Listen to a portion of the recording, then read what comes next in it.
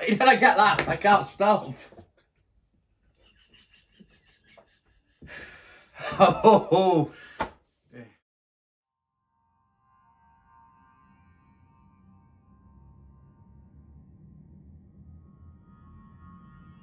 Welcome to Mystic Paranormal YouTube channel. If you could subscribe, it would help us and we much appreciate it. What me and Ben are going to do, there might be a bit of laughing because I'm doing this while I'm being watched. But we are going to read some ghost stories for the YouTube channel, some mysteries, some myths, stone circles, stuff about witchcraft, so on and so on. So I hope you enjoy it. So we're going to start by Haunted Derbyshire, a great book. This little story is called The Bells of Rose Hill. The haunting dates from 1830 but came to light when an article appeared in the Nottingham and Derby Notes and Queries in 1897. A lady discovered the story in a book belonging to her family. The information had been passed on by her great uncle, Mr. James Ashwell, and concerned the time when he resided at Rose Hill, Chesterfield. He had lived there for only a few months when the bells in the house intended to use to summon the servants began to ring for no apparent reason. Mr. Ashwell initially blamed the servants, but they were later absolved from the blame after being deliberately locked in the library prior to and while the bells rang. In fact, rather understandably, servants frequently left in alarm. Unable to redeem the situation, new bells were installed, but they too continued the mysterious ringing. Changing the positions of the bells made no difference in whatever order they were placed, they always rang in their self-appointed order. Even when the wires were severed, the ringing continued. Electrical and wind experiments were tried in order to explain the behaviour of the bells, but without success.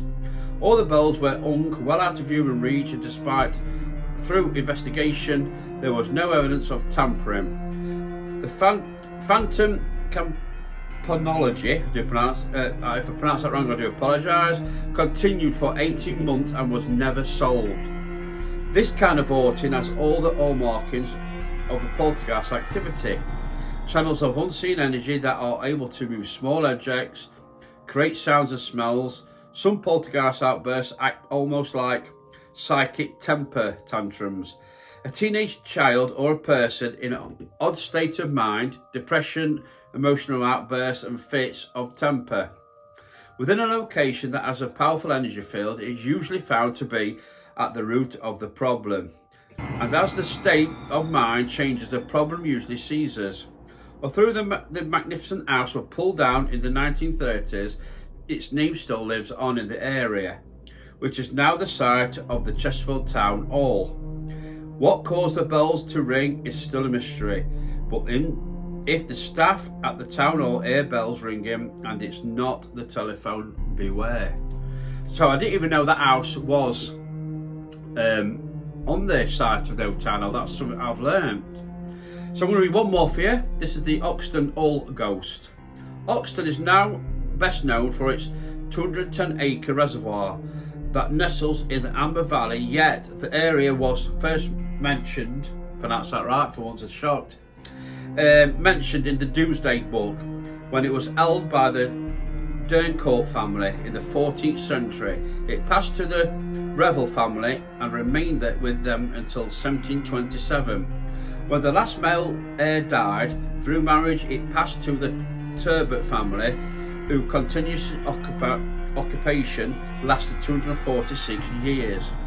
It is still a private estate owned by the Wakefield family. The family seat is Oxton Hall, which stands on the prominence of high ground to the south of the reservoir. It has been built in 4 distinct stages and displays 4 different styles of architecture. The oldest section being the west wing, dating back to the medieval times. It is the wing that is said to be haunted by one of the last Revels, Leonard. In the 1880s, the west wing was used as sleeping quarters for the female servants, and around 1881, 2 maids were woken in the middle of the night by the sound of someone dragging heavy objects across the floor. Thinking it was an intruder, they alerted the male servants who slept across the courtyard.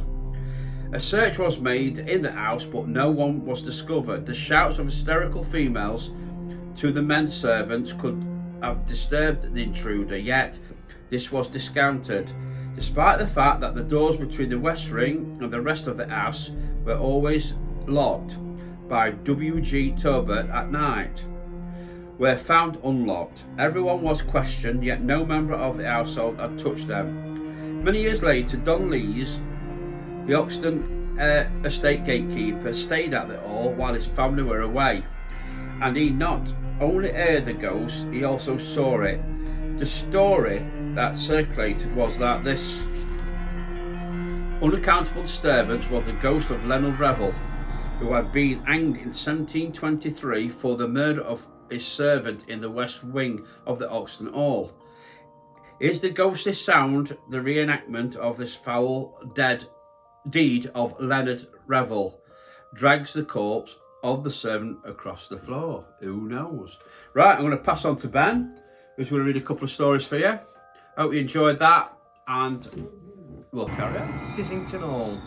The charming estate village of Tissington has grown harmoniously around its village green, and unlike many villages, the focal point of the settlement is not the church, which stands on the high ground overlooking the houses, but the long, low hall set in the centre of the village. Its stately grandeur is emphasised by its fine iron gates, wrought by the Derby smith Robert Bakewell.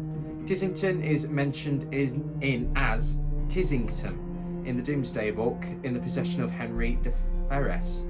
Nicholas Fitzherbert, a younger son of Derbyshire, its Fitzherbert family, acquired Tissington in the 1460s by marriage, and the family has lived there ever since.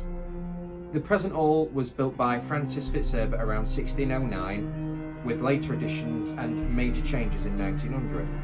Tissington Hall's tormented souls date back to a time way before a building was there. The Viking craftsman has been sensed in the residual. Thank you, Stowe's voice. Residual energy. It is very possible that back in the Dark Ages, petty criminals were held in the individual cells in the cellar, as scratching sounds have been heard there, and a man in black has been seen. Doors in the cellar are known to close on their own accord.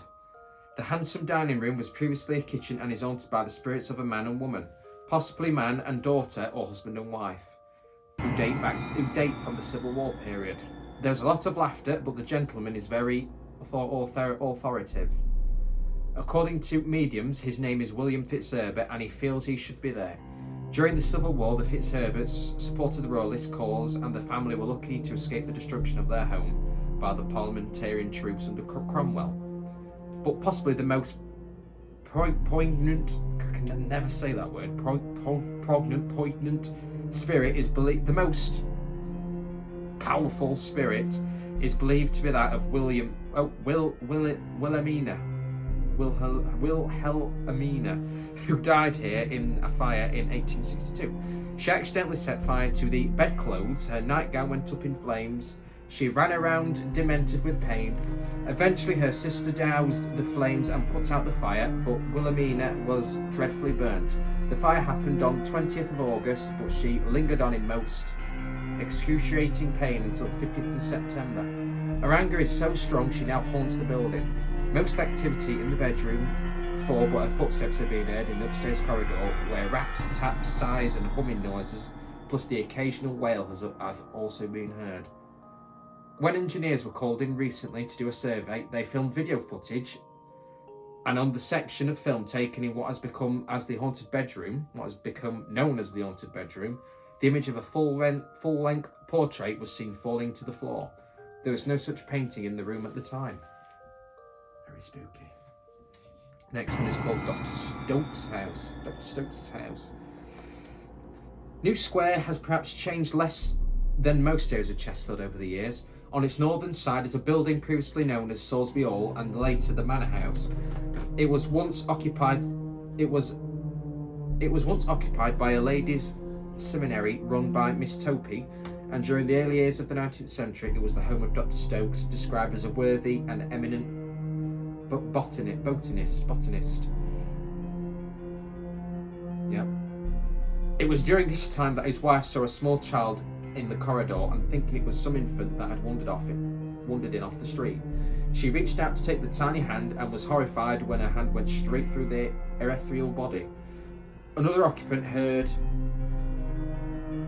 the sound of clanking chains walking across the hall and onto the dining room. Thinking to imprison the fettered phantom in there, she quickly locked the door, but this proved to be no deterrent. The apparition clanked noisily out again. Another lady was reading the Bible when she was suddenly confronted by an apparition. She promptly threw her Bible at it and the apparition faded away. More recently, the building has become the banking premises of the National Provincial Bank, and since the 1970s the Yorkshire Bank, but the paranormal activity has not ceased. Most of the activity seems to be centralised around the manager's office, which was undoubtedly the previous dining room on the right of the front door. Computer terminals in there malfunction, and one member of the banking staff told me that whenever she went in that room, the pictures were always hanging on a slant despite the number of times that she straightened them.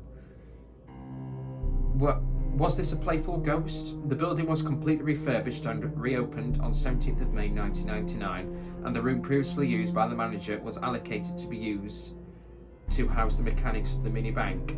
But did this stop the activity? Not according to a lady who services the mini bank. She has experienced some very bizarre incidents when filling it up.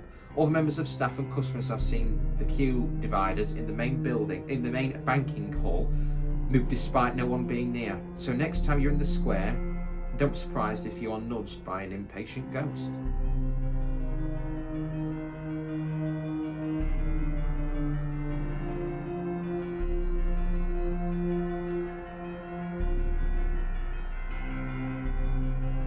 Vehicles.